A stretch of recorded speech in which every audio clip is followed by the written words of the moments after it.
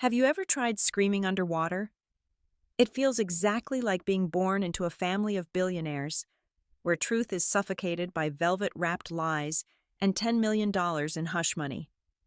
Last month, my brother rammed his vehicle into mine, sinking me to the bottom of a freezing bay. My parents bought off the hospital to protect their empire, but they forgot one thing about a marine researcher. What gets buried always floats back up. Hello, everyone. Before today's story begins, we'd like to share a quick message. YouTube recently removed our monetization, cutting off our income. If you enjoy this story, we humbly ask for just $1 to help pay our staff so they can make a living and keep creating for you. Thank you for saving us. Now, let's begin the story. My name is Brooklyn Howard. Seattle is a city that knows how to wash its sins in the heavy rain, but no amount of precipitation could ever cleanse the Howard family. To the general public, we are the untouchable architects of a cleaner tomorrow. My father, Richard Howard, is a ruthless tycoon who built Ethelgard Innovations, an environmental technology empire that makes billions by selling the polished illusion of sustainability. My mother, Eleanor, is currently running for governor of Washington State. Her primary campaign slogan, "A Green Future," is plastered across every highway billboard from Tacoma to Bellevue. They are the picture-perfect, philanthropic American royalty. Behind closed doors, however, they are corporate predators who would happily sell the oxygen right out of your lungs if they could figure out a way to patent it. I am 28 years old, and in their discerning eyes, I am nothing but a massive failure. I am the sole black sheep of the Howard dynasty. Years ago, I absolutely refused to take a corner office at Ethelgard. Instead, I became an independent environmental auditor for a non-governmental organization called the Oceanic Apex Coalition. I live quietly, I earn an honest paycheck, and I actually care about the ocean waters my parents pretend to save. Then there is my brother, Julian. At 32 years old, he is the undisputed crown prince of Ethelgard. If you look at the glossy cover of any business magazine, you will see his perfectly tailored bespoke suits and his winning charismatic smile. He is being carefully groomed for the chief executive officer chair. But beneath the expensive designer cologne and the polished Ivy League charm, Julian is a hollow, power-hungry narcissist. He possesses a remarkably fragile ego and harbors a deep, venomous jealousy for absolutely anyone who threatens to step into his spotlight. He does not know how to build things. He only knows how to steal the credit. The silent, simmering war between us finally escalated 2 weeks ago. Ethelgard Innovations had just won a massive government contract to build a state-of-the-art coastal water filtration project. It was Julian's crowning achievement, the golden project that would solidify his succession as the next executive and practically guarantee my mother's victory in the upcoming state election. There was only one glaring problem. The state board required an independent third-party audit to approve the environmental impact report before any physical construction could begin. And my organization, the Oceanic Apex Coalition, was officially assigned to the case. Specifically, I was assigned to evaluate my own brother. The summons came swiftly. My parents called me back to the family estate for a private dinner. The Howard Mansion in Medina was less of a home and more of a heavily guarded fortress designed to keep reality out. The sprawling dining room was suffocating, dripping in imported crystal chandeliers and dark mahogany, creating a stark contrast to the moral rot festering beneath the floorboards. "Brooklyn, darling, you look entirely exhausted," my mother said, elegantly slicing a piece of rare steak. Her voice was pure, sweet honey, thickly laced with hidden razor blades. "You really work far too hard at that little charity of yours." "It is not a charity, Mother," I replied, keeping my eyes firmly on my porcelain plate. "It is an audit firm, and I am simply doing my required job." My father cleared his throat, setting his heavy silver fork down with a deliberate, echoing clink. "Let us skip the useless pleasantries. We all know exactly why you are here tonight. Julian's coastal project is a monumental leap forward for this family, for the environment, for your mother's political campaign. Julian sat across from me, swirling his red wine with a smug, lazy grin. It is a flawless engineering design, little sister. Revolutionary, really. The paperwork is just a boring formality. A formality, my father echoed, his tone shifting instantly into something hard and unyielding. The environmental impact report has already been finalized by our internal science team. All it needs is a signature from the assigned independent auditor. Your signature, Brooklyn. I looked up, finally meeting my father's cold, calculating gaze. You want me to blindly sign off on a massive coastal project I have not even reviewed? I want you to support your own family, my father corrected sharply. This state contract is worth over $50 million. We will not allow a petty, self-righteous crusade to delay it. You will sign the official document tomorrow morning without conducting any physical tests. Consider it a family favor. Because if you do not, we will have to strongly rethink our philanthropic financial contributions to that little organization of yours. It would be a terrible shame to see them lose their primary funding source and shut down overnight, putting all your idealist friends out of work. Come on, Brooke, Julian added, leaning forward, his dark eyes entirely devoid of warmth. Do not be difficult about this. It is just a piece of paper. Sign it, take your little salary, and go back to saving the whales. Leave the real-world business to us. The threats were not empty. They never were. I looked at the three of them, these wealthy strangers who shared my blood, and felt a cold, hard knot tighten in my stomach. The air in the dining room was completely toxic. I knew right then that I was backed into a corner. Of course, I said softly, forcing my face into a perfect mask of quiet submission. I understand perfectly. I will have the papers signed. They smiled in unison, thoroughly satisfied that they had successfully brought the stray dog back to the kennel. But they had no idea I had no intention of signing anything. I left the suffocating warmth of the estate and immediately drove my car toward the desolate industrial coastline. It was precisely 1 o'clock in the morning. The relentless Seattle rain lashed heavily against my windshield, the rhythmic wiping of the blades doing little to clear the turbulent dread twisting in my gut. I had absolutely no intention of blindly authorizing my brother's alleged masterpiece. Ethelgard's primary testing facility sat like a brutalist concrete fortress against the dark, churning waters of Puget Sound. The property was heavily fenced, topped with razor wire that gleamed maliciously under the pale glow of the streetlights. Using my still active executive access code, a glaring, arrogant oversight by my brother who believed I was too utterly defeated to fight back, I bypassed the perimeter gate and slipped quietly inside the damp, cavernous complex. The heavy steel door shut behind me with a hollow, echoing thud that seemed to rattle my very bones. The massive filtration turbines were supposed to be humming with the vibrant sound of clean, purified water cycling safely back into the ocean. Instead, the facility was eerily silent, save for a low, rhythmic mechanical throbbing vibrating upward from beneath the main floor grates. The atmosphere was incredibly dense, pressing down on my shoulders like a physical weight. I pulled a sterilized glass testing vial from my waterproof jacket and slowly descended the rusted metal stairwell toward the primary discharge pipe. The air down in the sublevel did not smell like salt and fresh sea breeze.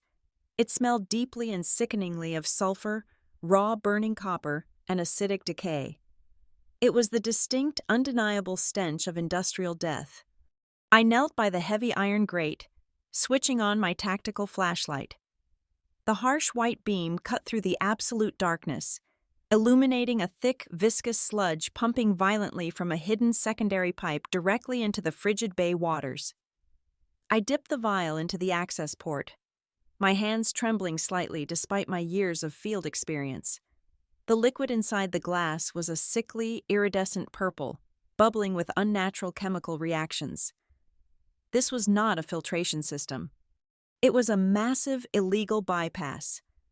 Julian had utilized his engineering team to construct a subterranean pipeline connecting Ethelgard directly to a neighboring chemical manufacturing plant.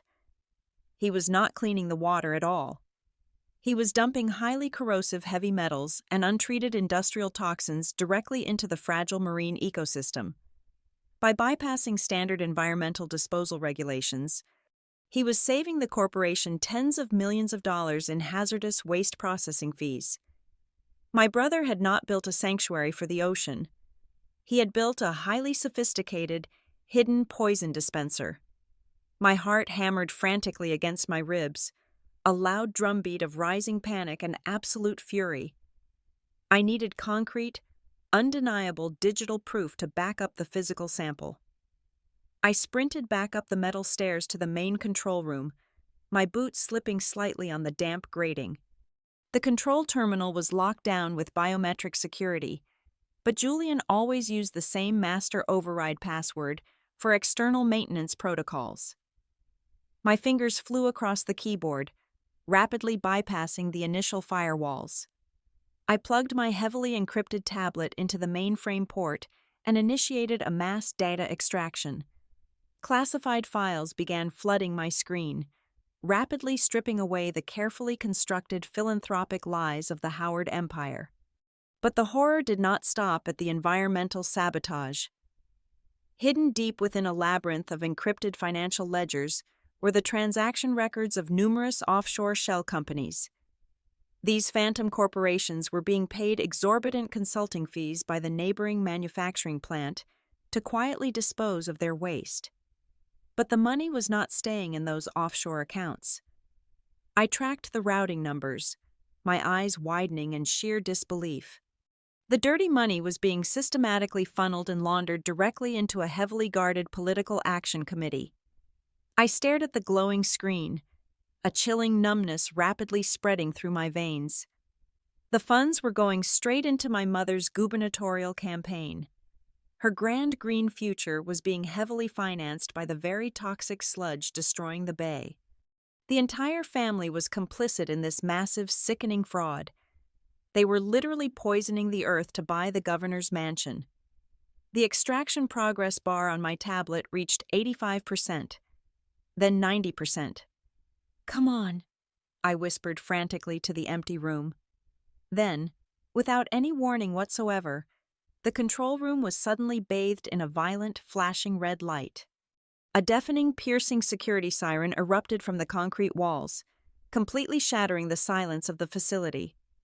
The automated internal lockdown protocol had just been triggered remotely. I ripped the tablet from the console connection, shoving it deep into the inner pocket of my waterproof jacket next to the glass vial. Suddenly, my personal cell phone vibrated sharply against my hip. I pulled it out, squinting against the glaring red alarm lights. The screen illuminated with a single anonymous text message from an untraceable number. "You dug too deep, little sister." Pure, unadulterated adrenaline flooded my nervous system. Julian knew I was here. He was watching the network. I bolted from the control room, my boots loudly slamming against the concrete floor as I raced toward the loading bay. The massive steel shutter doors at the far end of the facility were already beginning to lower, grinding heavily against their tracks. I threw myself underneath the descending metal, scraping my shoulder painfully against the rough concrete as I rolled out into the freezing torrential downpour of the Seattle night. I scrambled immediately to my feet and ran frantically toward my parked car. The heavy rain blinded me, mixing with and washing away the tears of sheer terror and righteous rage burning in my eyes.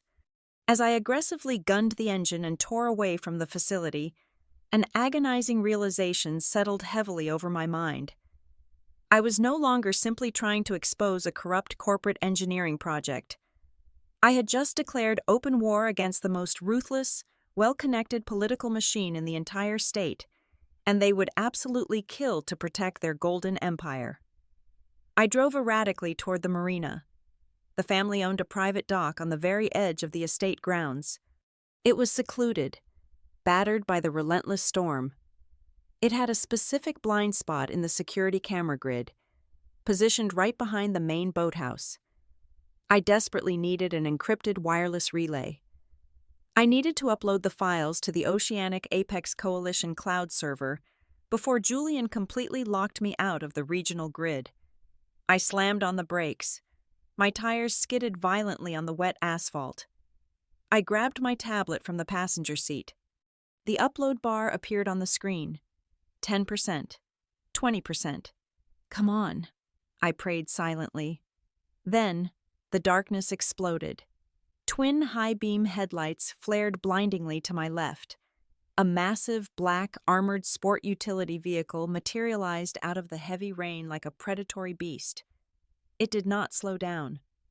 The engine roared with a terrifying mechanical intent. Julian. The impact was catastrophic. 2 tons of reinforced steel slammed directly into the driver's side door. The world spun violently out of control. Metal shrieked in absolute agony.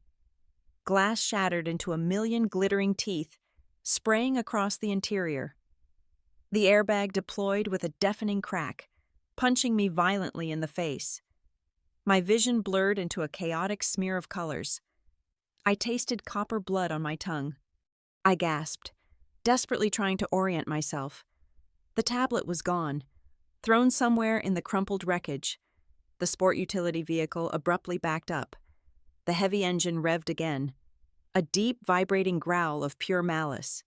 He was not trying to scare me. He was executing me. The second hit was a definitive death blow. The armored grille struck my rear quarter panel with devastating momentum. The sheer force launched my vehicle entirely off the concrete embankment. Weightlessness grabbed my stomach. For one agonizing, suspended second, I hung in the violent night air. Then, the brutal, bone-crushing impact of the water. The heavy car sank like a stone into the freezing pitch-black bay. The ocean instantly swallowed the wreckage. Intense pressure violently crushed the exterior doors. Ice-cold water surged viciously through the shattered windows. It wrapped around my legs like liquid ice. It rose rapidly to my chest. The temperature was utterly paralyzing. It felt like 10,000 burning needles piercing my skin all at once. Pure panic clawed at my throat. I tried to move my right arm to unbuckle the belt. A sickening wet pop echoed in my ears. My shoulder was completely dislocated. Searing, white-hot pain tore through my chest wall. 2 broken ribs, maybe 3.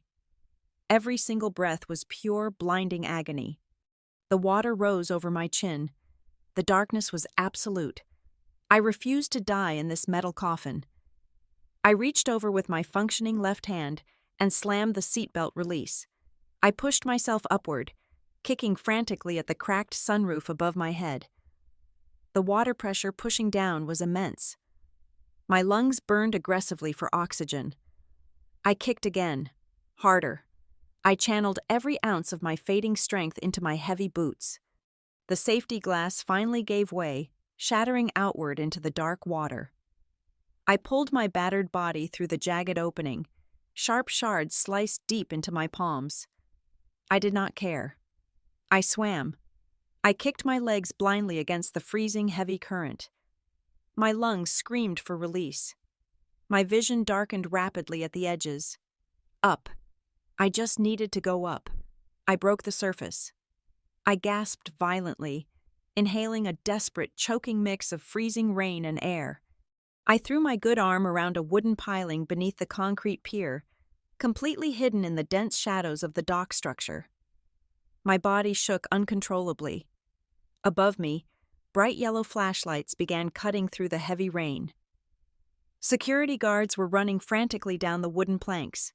And there he was, Julian. He stood right at the edge of the broken embankment. He had taken his expensive suit jacket off. It was completely soaked, deliberately thrown into the puddles to sell the illusion. He dropped heavily to his knees. He buried his face in his hands. "She was driving too fast!" Julian screamed, his voice a flawless, theatrical display of pure terror and heartbreak. "She lost her mind. I tried to grab her. I could not pull her up in time. I floated in the freezing black water, my blood mixing with the bay. I listened to my own brother flawlessly orchestrate my tragic murder. The pain finally overwhelmed my fading senses. The yellow lights blurred into nothing. The frantic voices faded away. The freezing cold dragged me under into total darkness. The first thing I registered was the sterile, suffocating smell of industrial bleach and expensive synthetic lavender. I tried to open my eyes, but my eyelids felt like they were weighted down with solid lead. A rhythmic, piercing beep echoed endlessly in my ears. When my vision finally cleared, I was not in a standard emergency ward. I was lying in a massive, private, very important person recovery suite. The walls were painted a calming, muted beige, and a massive floral arrangement sat on the mahogany side table. Through the frosted glass of the heavy oak door, I could clearly see the dark, imposing silhouettes of two private security contractors standing guard. I was not a patient. I was a high-value prisoner in a gilded cage. I attempted to shift my weight, and a blinding wave of agony tore through my right shoulder and chest. I gasped, the sound raw and pathetic in the quiet room. "She is finally awake." The voice belonged to my father. He stepped out of the shadows near the panoramic window. He was still wearing the same immaculate charcoal suit from the dinner party, completely unwrinkled. He did not look like a man whose daughter had nearly drowned a few hours ago. He looked like a chief executive officer who had just successfully managed a minor public relations crisis. My mother stood right beside him, her posture rigid, her campaign pin gleaming under the harsh fluorescent lights. She walked slowly toward the side of my bed. She did not reach out to stroke my hair or ask about my pain. Instead, she firmly grabbed my left hand. To anyone watching through the window, it would look like a gesture of profound maternal love. But her impeccably manicured nails dug viciously into my skin, pressing so hard that I felt a warm trickle of blood welling up beneath her grip. "You had a terrible, tragic accident, Brooklyn," my mother said. Her voice was barely above a whisper, yet it filled the entire room with an overwhelming, toxic dread. "You have been under so much immense pressure with your little audit work. The stress finally broke you." "Julian rammed my car," I croaked, my throat burning like dry sand. "He tried to kill me." My father chuckled. It was a dry, humorless sound that chilled me to the bone. He pulled a crisp, folded piece of paper from his inside jacket pocket and casually tossed it onto the edge of my mattress. "That is the official police report, signed by the precinct captain himself." It cost me exactly $250,000 in unmarked campaign contributions to ensure the narrative was written correctly. According to the authorities, you were heavily under the influence of prescription sedatives.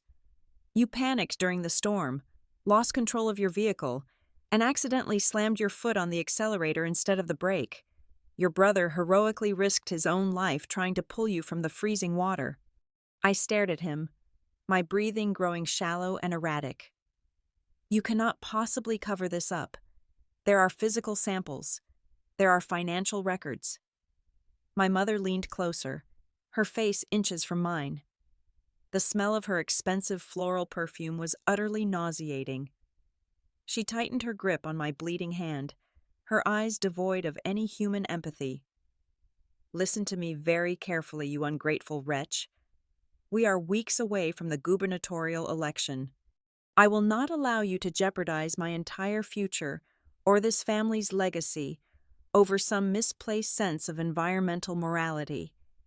If you utter a single syllable about industrial chemicals, or if you dare to point a finger at your brother, we will destroy you."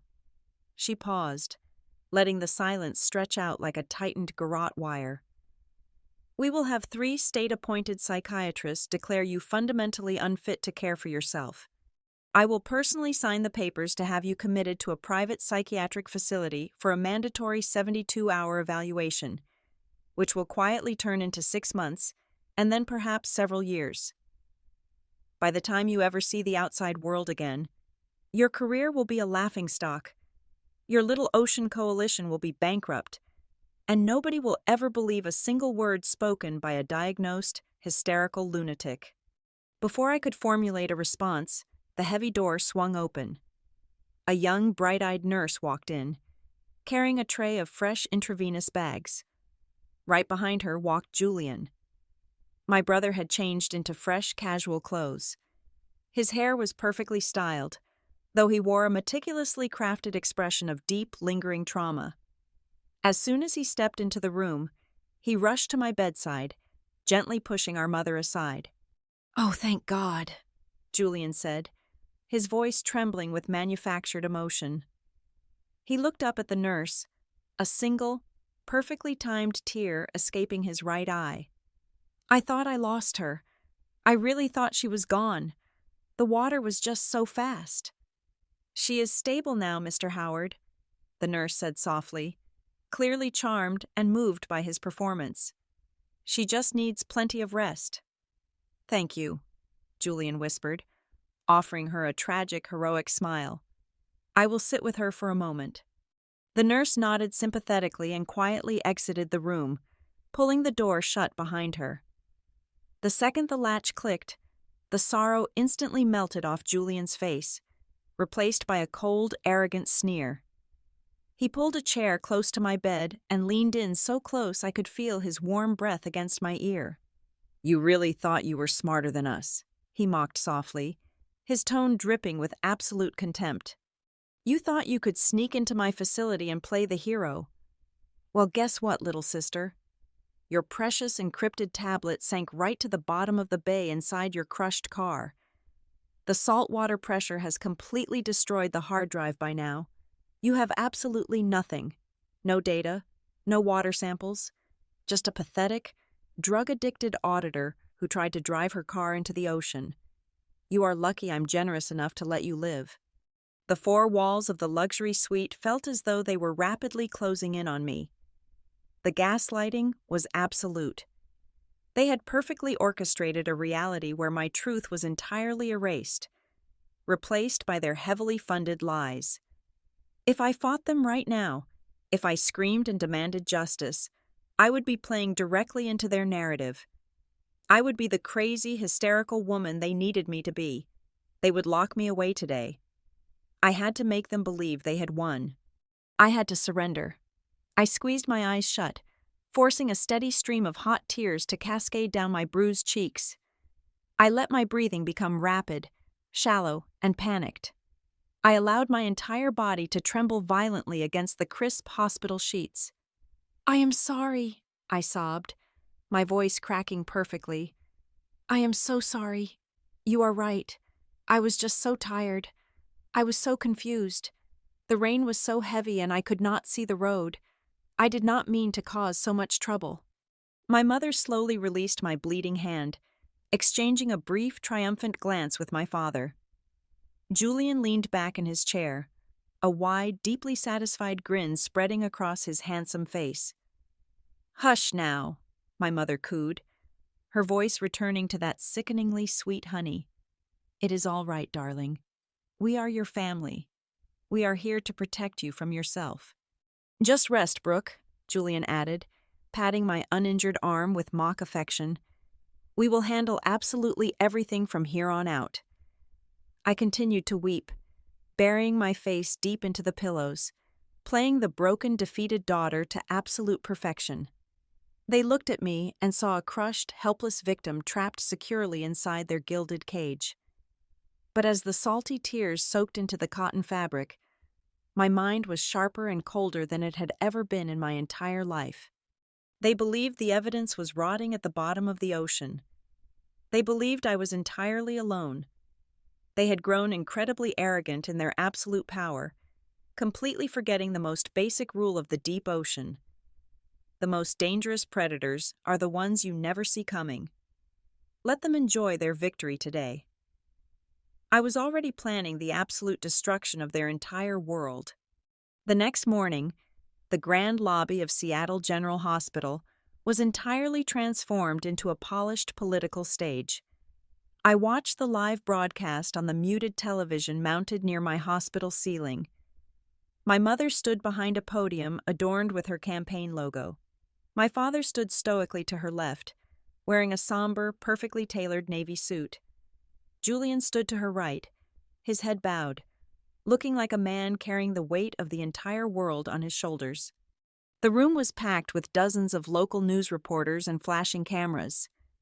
They had successfully spun my attempted murder into a tragic narrative of a high-pressure career leading to a severe mental breakdown, using the platform to highlight my mother's proposed mental health initiatives for her upcoming term. It was an absolute masterclass in psychological manipulation. But my family had made one fatal, arrogant miscalculation. They assumed I was just a desk auditor who relied on standard consumer-grade electronics. They completely forgot my extensive background in deep-sea marine biology. Julian was absolutely right about one specific detail. The tablet I had in the front seat was destroyed. However, that tablet was merely a wireless decoy display screen. My actual data storage was never located in the cabin of the vehicle. For the past 3 years, I had been field testing a highly classified microsonar drone for the Oceanic Apex Coalition.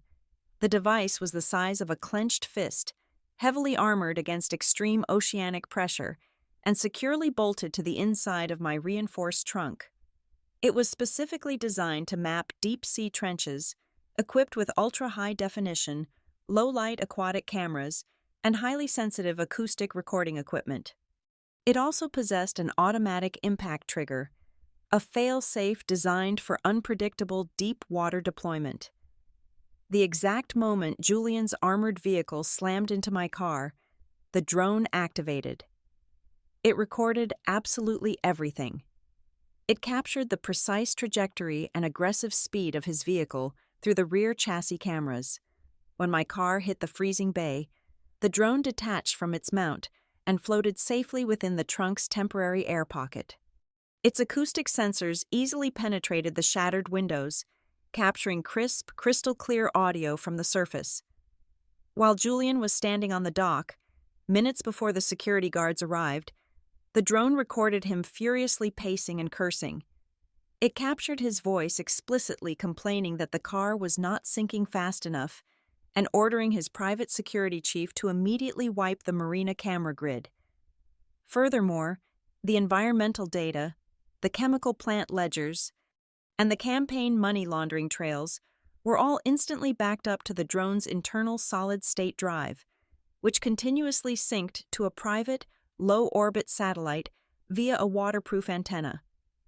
My family thought the dark bay had swallowed my voice forever. They did not realize the ocean was my oldest ally. Early that morning, before the sun had even breached the horizon, a former federal investigator who now worked as the head of security for my coalition had quietly visited the marina. Under the perfect disguise of a routine harbor environmental check, he slipped into the freezing water and successfully retrieved the floating drone from the submerged wreckage. At exactly 8 o'clock in the morning, a young, unfamiliar nurse entered my heavily guarded room carrying a plastic breakfast tray. She moved past the 2 private security contractors in the hallway without drawing a single glance. She placed the tray gently over my lap, offered a brief, deeply knowing smile, and walked out without uttering a word. Tucked discreetly underneath a plastic dome covering a bowl of oatmeal was a completely clean, untraceable prepaid mobile phone. My hands shook, not from pain or fear, but from a potent, thrilling surge of pure adrenaline. I picked up the small device. My colleague had already established a secure, heavily encrypted link to our coalition cloud server.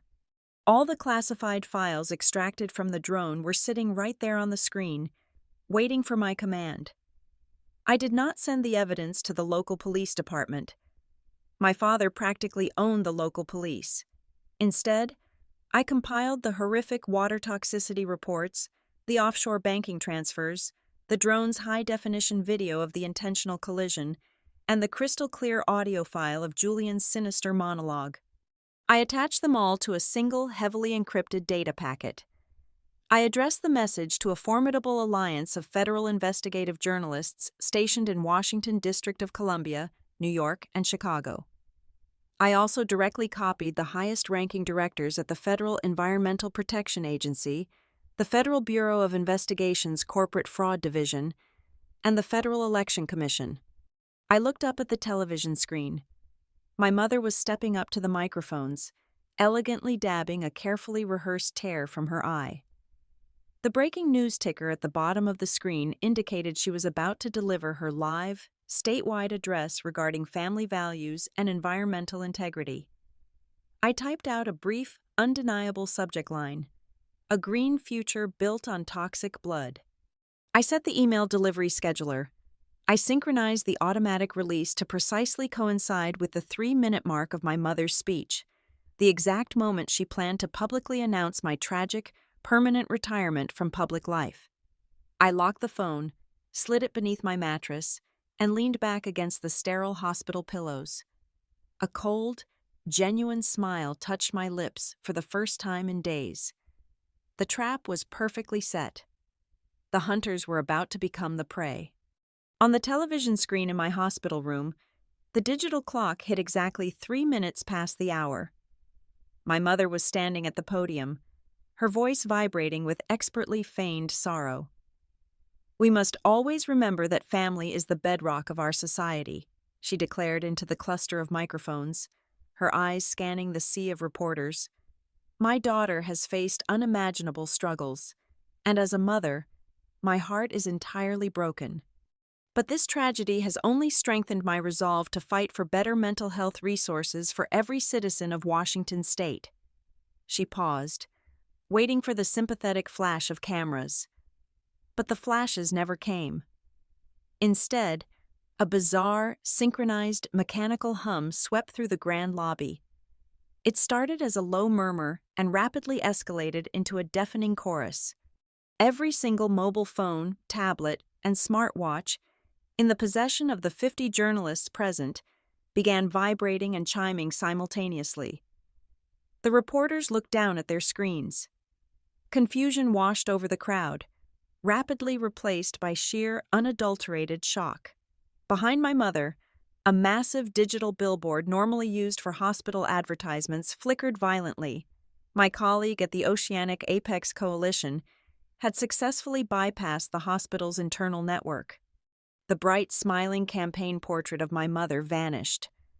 In its place, the massive screen illuminated the lobby with the dark, terrifying, high-definition footage from my underwater drone. The audio roared through the hospital's public address system. The screech of tires, the sickening crunch of metal, the violent splash. And then, echoing off the marble walls for everyone to hear, came the unmistakable, arrogant voice of my brother. "She is not sinking fast enough. Wipe the security cameras right now, you idiots." The color drained instantly from Julian's face. He stood frozen to the floor, his perfect posture completely collapsing as he stared at his own monstrous face on the screen, caught in the undeniable act of attempted murder. Pandemonium erupted. The journalists abandoned all professional decorum, violently shoving their microphones toward the stage, screaming questions that cut through the air like daggers.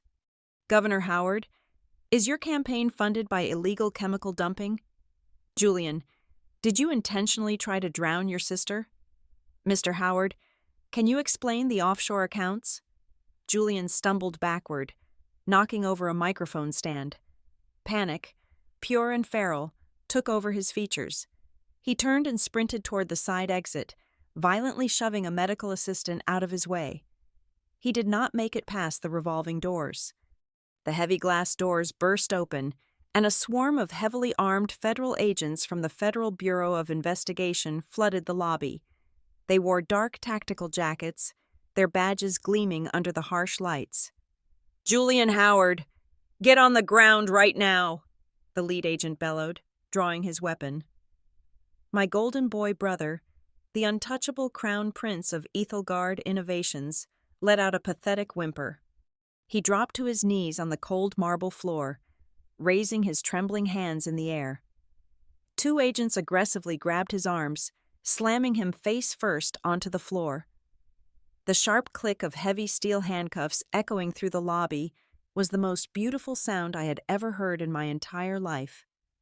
"You are under arrest for the attempted murder of Brooklyn Howard, massive corporate fraud, and federal environmental sabotage," the agent read his rights loudly, ensuring every camera caught the moment. On the stage, the Howard empire was burning to the ground. My mother had collapsed against the wooden podium, hyperventilating, her perfectly styled hair falling wildly over her face as she realized her political career was dead. My father was desperately screaming into his mobile phone, shouting at lawyers who had already abandoned ship. The news anchors on the television in my room were already reporting that federal authorities had frozen all corporate assets belonging to Ethelgard and had launched a massive, sweeping investigation into the entire family trust. I pushed my heavy blankets aside.